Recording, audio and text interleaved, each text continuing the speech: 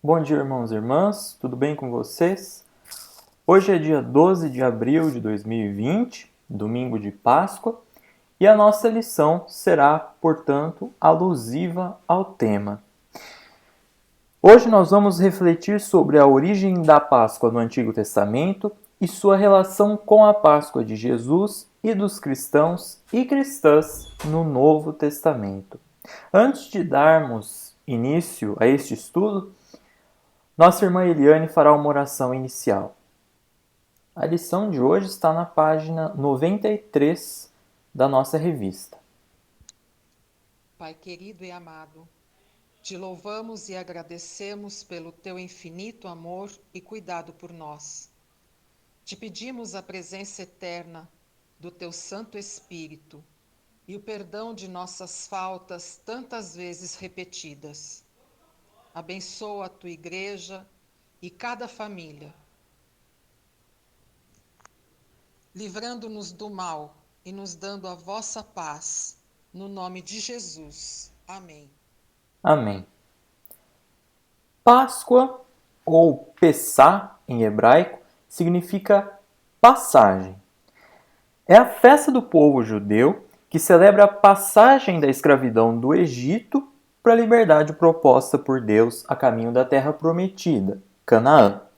Com a morte e ressurreição de Jesus, ocorrida justamente durante uma festa de Páscoa, a celebração acaba por tomar um novo significado, apontando a vitória da vida sobre a morte, possibilitando a passagem da morte do pecado para uma vida de liberdade e abundância em Cristo Jesus. Vejamos então os detalhes dessa celebração tão importante para o povo de Deus. Irmãos, a leitura bíblica de hoje encontra-se em Êxodo, capítulo 12, dos versículos 1 ao 20. A dinâmica da leitura bíblica de hoje vai ser diferente, certo? Eu vou propor que, em atitude de reverência à palavra de Deus, você pause por um momento o vídeo, eu também farei isso aqui. Pegue a sua Bíblia que está ao seu lado, seja ela a Bíblia física mesmo, ou a Bíblia no celular, ou no próprio computador mesmo. Façamos essa leitura, então você poderá retomar o vídeo para que nós possamos continuar a aula. Bem, feita a leitura bíblica, observem que para o povo hebreu, a Páscoa era o memorial de libertação do povo. No contexto do Antigo Testamento, o ritual foi celebrado na noite da 10ª praga e na véspera em que o povo saiu do Egito. Na perspectiva narrativa do texto, é a dureza do coração de Faraó que dá início às pragas. Após a 9ª praga, mais uma foi anunciada. Observem esta imagem, que ela é bastante explicativa, né? Ela consegue nos informar em que consistiu cada uma das pragas. Então vejam, eu vou dar um zoom em cada uma das metades, né, dessa imagem, eu vou dividi-la em duas partes. Tá? Então, das pragas 1 a 5, vejam, nós vemos sangue, as rãs, piolhos, moscas, pestilência, úlceras, granizo, gafanhotos, escuridão e vejam a 10ª praga. Esta última praga era diferente de todas as anteriores. Se de alguma forma as outras pragas atingiram indiretamente a vida das pessoas, a 10ª praga atingiu diretamente a vida humana. E justamente por isso é considerada a maior de todas as pragas. É a morte dos primogênitos. O faraó ordenou a morte dos meninos hebreus e viu os primogênitos egípcios morrerem. Vejam que a recusa de Faraó em libertar o povo hebreu do Egito teve um preço altíssimo. Deus disse a Moisés, isso nós podemos ler no capítulo 4 de Êxodo, versículos 22 e 23. Diga a Faraó, assim diz o Senhor, Israel é meu filho, meu primogênito, e eu digo a você: deixe o meu filho ir para que me adore. Mas, se você não quiser deixá-lo ir, eis que eu matarei seu filho, seu primogênito. Nesse contexto, então, acontecem os rituais da Páscoa e também da consagração dos primogênitos hebreus. Tão grande é a importância desta celebração, e nesse primeiro momento nós estamos olhando para essa celebração no Antigo Testamento, que o próprio calendário judaico iniciava com a Páscoa. Vejam só, eu vou aumentar um pouco essa imagem para que nós possamos destacar. Esse é um calendário judaico, certo? Então vejam aqui, o mês 1, primeiro mês, é o mês Nissan, e vejam que está ali em cima, está em inglês, né? Mas vamos entender, significa, o que está no quadro vermelho significa Cordeiro Pascal sacrificado. Então vejam que o primeiro mês do calendário judaico tem esses 30 dias, corresponde ao nosso calendário ocidental, justamente aos meses de março e abril, conforme está colocado aí. E tão grande é a importância deste acontecimento da libertação do povo hebreu do Egito, que o calendário judaico começa com essa celebração, certo? A Páscoa era então uma festa alegre que convocava toda a congregação a participar. Cada família imolava um cordeiro. Imolar significa, fornecer alguma coisa, aqui no caso um animal, em benefício a uma divindade. Nesse contexto, os hebreus deveriam oferecer um cordeiro ou um cabrito a Javé, a Deus. E esse cordeiro era a refeição principal da Páscoa, sendo que havia várias exigências para sua preparação. Deveria ser um cordeiro macho, sem defeito, de 1 ano, assado no fogo, comido por completo, sem que fossem quebrados os ossos do animal. Essa exigência dele ter que ser assado se relaciona com o fato de que naquela época acreditava-se em um poder de purificação do fogo. Então, o animal, uma vez que passasse pelo fogo, ele seria purificado. E o sangue desse animal deveria ser aspergido na porta das casas dos hebreus. Era como se fosse um sinal que indicava justamente o lugar, a habitação em que os hebreus estavam. Juntamente com o cordeiro se comiam pães asmos e ervas amargas. Se a família fosse pequena e não pudesse comer todo o cordeiro, deveria convidar os vizinhos mais próximos. Dentro do contexto da libertação do Egito, as pessoas precisavam estar prontas para viajar. Por isso, a orientação fornecida no versículo 11 de Êxodo 12, nossa leitura principal. Notem, irmãos, que as leituras que estão aqui colocadas são na Nova Almeida Atualizada, certo? É uma tradução, uma das traduções, aliás, da Sociedade Bíblica do Brasil, certo? Bem, retomando, o versículo que fornece essa orientação ao povo hebreu é esse: é assim que vocês devem comê-lo, já prontos para viajar, com as sandálias nos pés e o cajado na mão. Comam depressa, é a Páscoa do Senhor. Dessa forma que as pessoas deveriam então consumir o cordeiro ou o cabrito. Vejam aqui em destaque que a Páscoa do Senhor acabou por se tornar um credo do povo hebreu. A libertação do Egito foi compreendida como uma ação de Javé, como uma ação de Deus na vida das pessoas. Mas a Páscoa não foi sempre celebrada da mesma forma.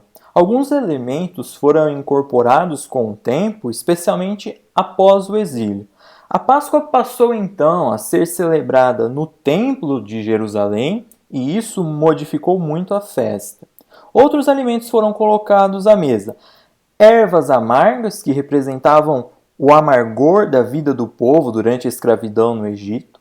O pão asmo, como lembrança da pressa em fugir em viagem, leite e mel lembrando as boas promessas de Deus de uma terra boa, né? Se vocês se lembram, uma terra que emanava leite e mel, frutas doces representando a ação de Deus em favor dos oprimidos, água com sal representando o suor do povo na execução do trabalho forçado no Egito, e 4 cálices de vinho, representando os anos em que o povo esteve como escravo no Egito. Há uma disparidade entre 400 e 430 anos em que o povo esteve no Egito, mas aqui é fundamental nós entendermos o simbolismo, ou seja, o significado que esses elementos trazem à celebração pascal. Aos poucos, a festa foi ganhando uma estrutura física, introduzindo-se música. Costumava-se cantar os salmos 113 a 118 e também era recitado em forma de antífona o salmo 136. Com isso, então, a festa foi ganhando um caráter expiatório, ou seja, um caráter de expiação. O caráter de expiação é um caráter de purificação dos pecados através do sacrifício do cordeiro. Notem que até aqui nós verificamos o principal evento que levou à celebração da Páscoa, né, o grande significado da Páscoa para o povo hebreu. Vemos também alguns elementos que foram introduzidos, somando alguns significados ao longo do tempo, mas a grande questão é, para nós, né, para cristãos e cristãs no mundo todo, qual é o significado da Páscoa? Nós veremos o significado da Páscoa no Novo Testamento através de 3 leituras. A primeira delas é a leitura da instituição da Santa Ceia. Está em Mateus capítulo 26, dos versículos 17 ao 19, depois dos versículos 26 ao 30. Essa leitura será exposta aqui para vocês. No primeiro dia da festa dos pães sem fermento, os discípulos vieram a Jesus e lhe perguntaram: Onde quer que façamos os preparativos para que o Senhor possa comer a Páscoa? E ele lhes respondeu: Vão até a cidade, procurem certo homem e digam: O mestre diz: O meu tempo está próximo. É em sua casa que celebrarei a Páscoa com os meus discípulos. E eles fizeram como Jesus lhes havia ordenado e prepararam a Páscoa. Enquanto comiam, Jesus pegou um pão e, abençoando, o partiu e deu aos discípulos, dizendo: Tomem, comam, isto é o meu corpo.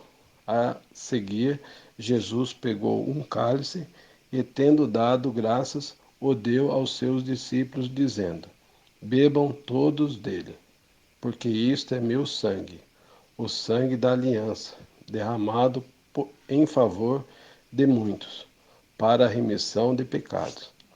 E digo a vocês que desta hora em diante nunca mais beberei desse fruto da videira, até aquele dia em que beberei com vocês o vinho novo, no reino de meu Pai. E tendo cantado o hino, saíram para o Monte das Oliveiras.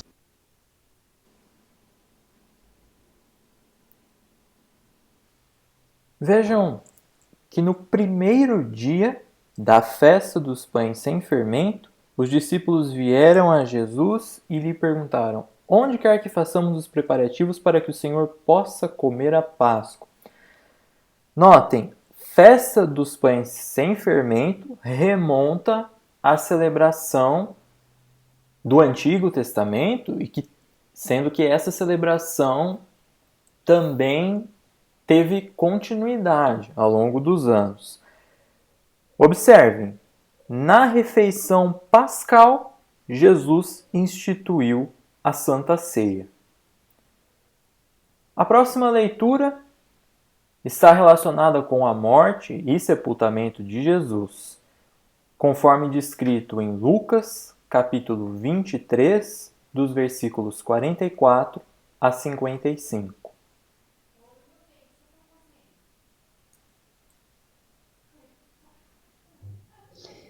Já era quase meio-dia e, escurecendo-se o sol, houve trevas sobre toda a terra até as 3 horas da tarde. E o véu do santuário se rasgou pelo meio. Então Jesus clamou em alta voz: Pai, nas tuas mãos entrego o meu espírito. E dito isto, expirou. O centurião, vendo o que tinha acontecido, deu glória a Deus, dizendo: verdadeiramente este homem era justo. E todas as multidões reunidas para aquele espetáculo, vendo o que havia acontecido, retiraram-se, batendo no peito. Entretanto, todos os conhecidos de Jesus e as mulheres que o tinham seguido desde a Galiléia ficaram de longe, contemplando estas coisas. E eis que havia ali um homem chamado José, membro do Sinédrio, bom e justo, que não tinha concordado com o plano e a ação dos outros. Era natural de Arimateia, cidade dos judeus, e esperava o reino de Deus. Ele foi até Pilatos e lhe pediu o corpo de Jesus. E, tirando-o da cruz, envolveu-o num lençol de linho e o depositou num túmulo aberto numa rocha, onde ninguém havia sido sepultado ainda. Era o dia da preparação e o sábado estava para começar.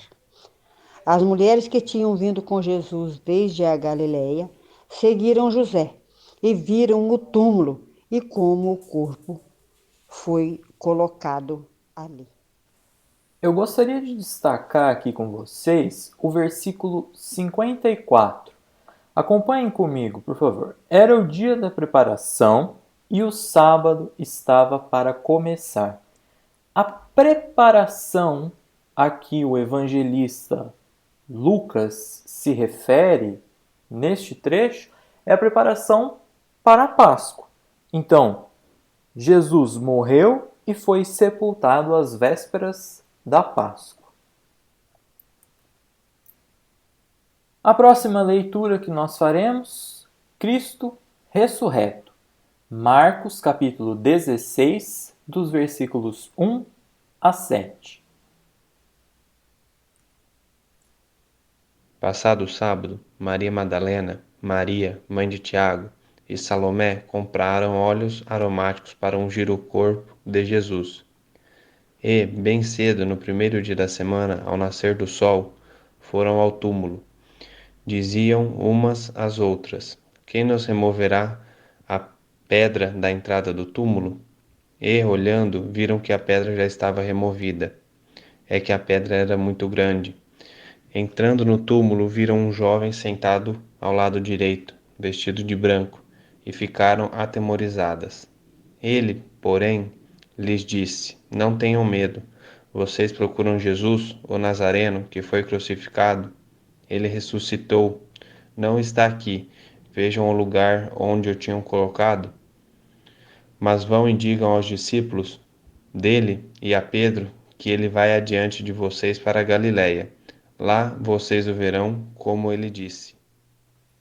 Conforme relatado por Marcos, passado o sábado, Jesus ressuscita. Portanto, Jesus ressuscitou no domingo de Páscoa. Ao longo do tempo, a Igreja interpretou figurativamente alguns elementos da Páscoa, com especial atenção ao cordeiro e ao sangue aspergido, como referências a Jesus. Essa declaração de João Batista, conforme nos está descrito no capítulo 1 de João, nos diz: Eis o Cordeiro de Deus, que tira o pecado do mundo. Essa frase é muito emblemática, porque os detalhes acerca da utilização do sangue do Cordeiro Pascal são marcantes. Isso porque esses detalhes interpretam todos os sacrifícios que foram feitos lá no Antigo Testamento como figuras do sacrifício que agora fora feito por Jesus. A Igreja ainda compreendeu a Páscoa realizada por Jesus como a verdadeira libertação, como uma passagem definitiva da morte para a vida, da existência, da nossa existência no reino de Deus. As forças da morte e do mal já não podem mais deter a vida. Aludindo ao tema da celebração pascal, na primeira epístola de Paulo ao povo de Corinto, no capítulo 5, versículos 6 a 8, Paulo nos traz uma exortação. Não é bom esse orgulho que vocês têm. Por acaso vocês não sabem que um pouco de fermento leveda a massa toda? Joguem fora o velho fermento para que vocês sejam nova massa, como de fato já são, sem fermento. Pois também Cristo, nosso Cordeiro Pascal, foi sacrificado. Por isso, celebremos a festa não com o velho fermento, nem com o fermento do mal e da maldade, mas com o pão sem fermento, o pão da sinceridade e da verdade.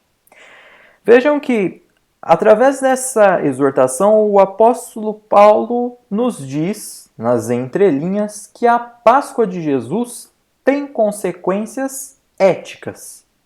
Isso porque o Evangelho de Jesus Cristo se traduz como uma reconciliação de Deus para conosco. Então, quando celebramos a Páscoa, além da alegria que temos pela salvação, libertação dos cristãos e cristãs em relação ao pecado, é necessário também que, acompanhando essa alegria, nós tenhamos disposição em levar o perdão e a graça de Cristo, anunciando Jesus às pessoas, andando em amor pelo Senhor, pelas pessoas e com as pessoas. Irmãos, antes de concluirmos esse estudo, eu gostaria de mostrar algumas fotos alusivas ao tema do nosso estudo de hoje. Essas fotos foram gentilmente cedidas pela nossa irmã Meire Baroni. São fotos reais do local, certo? Então vejam, o Monte das Oliveiras, a porta por onde Jesus passou com a cruz, aqui. Gólgota, o local onde Jesus foi crucificado, aqui.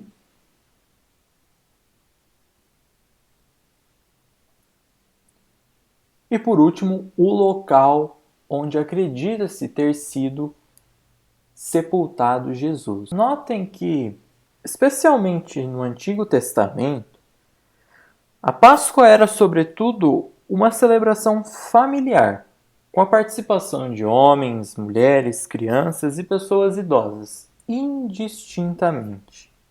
Por ser familiar, ela acabava fortalecendo os laços de amor e respeito, aprofundando a história e a tradição religiosa das pessoas. É muito confortante para nós saber que Deus nos proporciona esse tempo.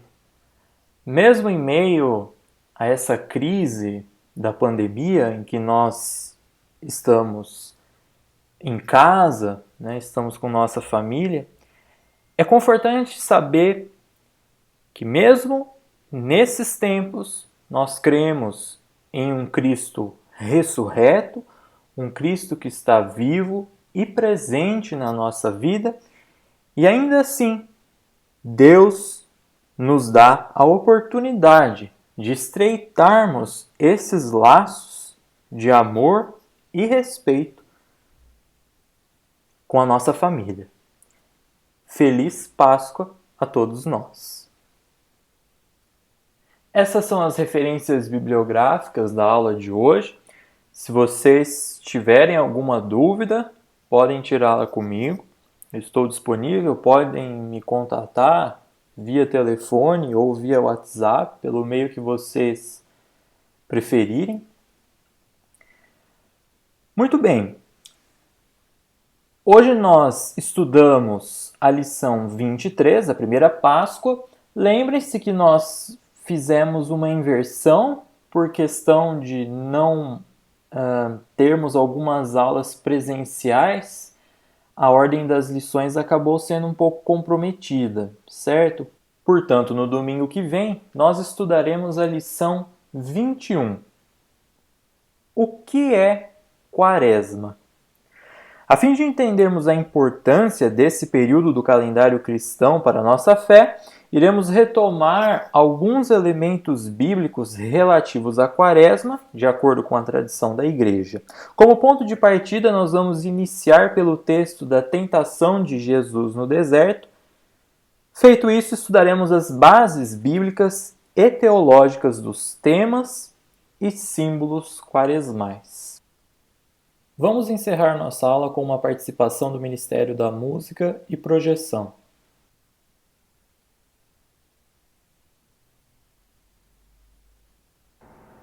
Nós vamos cantar o hino 199 do nosso inário, Jesus houvera Páscoa.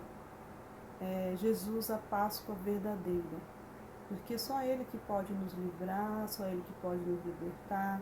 A Páscoa que significa passagem.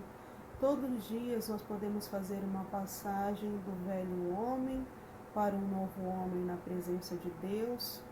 E isso é uma grande bênção, a oportunidade do perdão que Deus nos concede a cada dia na nossa vida.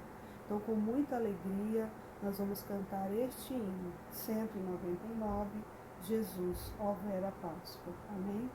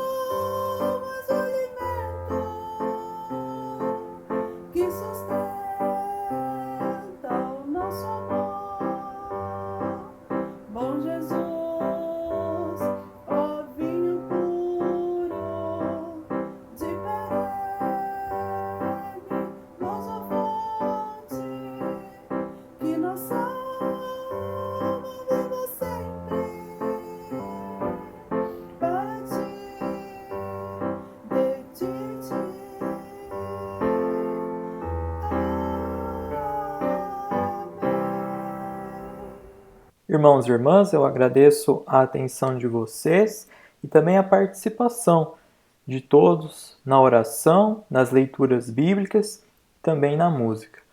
Bom domingo e boa semana a todos.